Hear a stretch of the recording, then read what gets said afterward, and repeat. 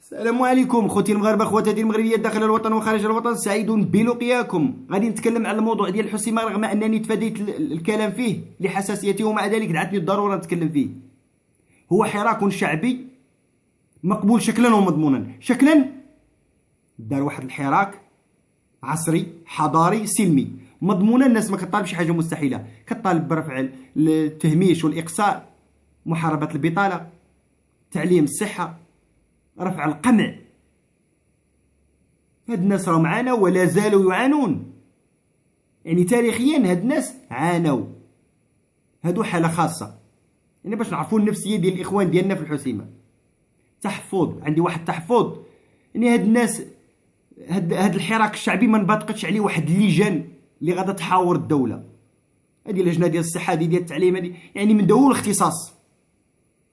هادي ديال الصيد البحري، الفلاحة، صناعة تقليدية، صناعة شباب. بحال اخنوش ملي سول واحد الصياد قال ليه اشنو خصكم، قال لي الكساوي ديال الصيد. انا ماشي صياد باش غادي نعرف، ولكن كون كانت لجنه راه غطالب يعني الضمان الاجتماعي، تغطيه صحيه، مستشفى مدني، ماتيريال ديال لي كومونيكاسيون، شباكي، ماتيريال ديال الصيد. يعني بحال ما هكا لجنه اللي غتحاور واللي غتجلس مع الناس اللي غاديين يتحاوروا معاهم. هناك حراك شعبي ولكن عشوائي. مسيره راه غادا، ولكن ملي كيجيو الناس مع من غاديين يدويو.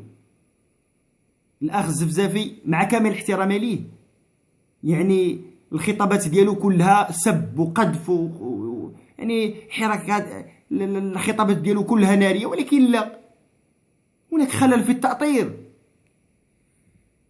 ما يمكنش، هذا حراك شعبي ولكن عشوائي، فيه شويه د العشوائيه. وحتى الناس اللي مشاو يتفاوضوا حتى هو راه واحد الخلل تما. هذاك راه حتى هو عبث سياسي.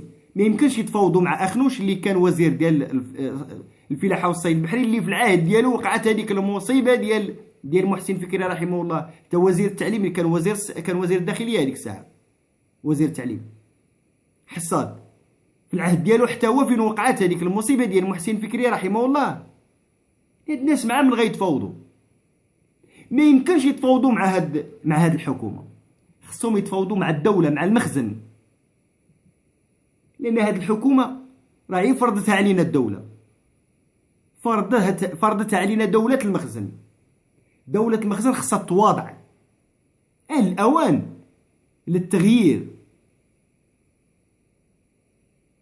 خاصها تواضع، خاصها تبني الثقة بينها وبين الشعب المغربي. هناك فقدان للثقة بين الدولة الراعية، الدولة الحاضنة، وبين الشعب المغربي. الدولة مفروض عليها توفر الجو الملائم للديمقراطية والحقوق الإنسان. عرفتي باش تبني الثقة خاصها تحل هذاك البرلمان وتحيد هذيك الحكومة وتعاود انتخابات نزيهة ويطلعوا الكفاءات، وتشجع الشباب وتشجع الكفاءات. ما يمكنش وزير ديما وزير. شنو باغي يدير؟ اشنو دار من قبل باش غيدير دابا؟ خاصها تشجع الكفاءات وتبني دولة المؤسسات، ماشي دولة السهرات ولا دولة اللوبيات. بحال ما هكا الدولة خاصها تكسب الثقة ديال الشعب المغربي اللي متعطش للحقوق ديالو. انا عندي مشكل مع القضاء المغربي، ولا حد الساعه باقي عندي المشكل ديالي مع القضاء. ما كاينش شي مغربي ما عندوش شي مشكل مع الدوله. خاصها تبني الثقه بينها وبين الشعب.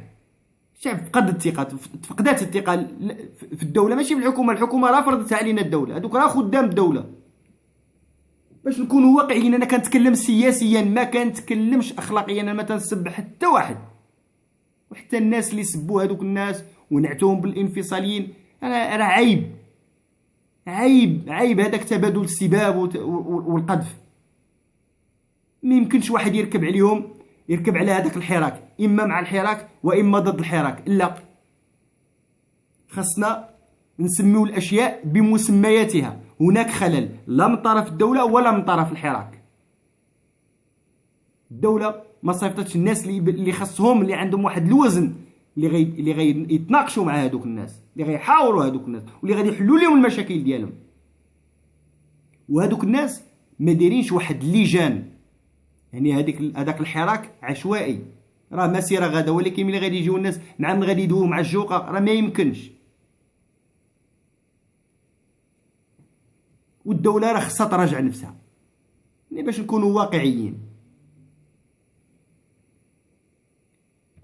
التحفظ الاخير اللي بغيت نقول وهو ما يمكنش، حنا كلنا مغاربه، لا الناس الريف ولا الناس الصحراء ولا الناس كلنا مغاربه.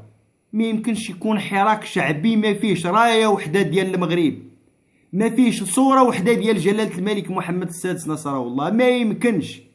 حنا كاع مغاربه وكاملين كنعانيو، ولسنا دعاة شيء الا دعاة الاصلاح.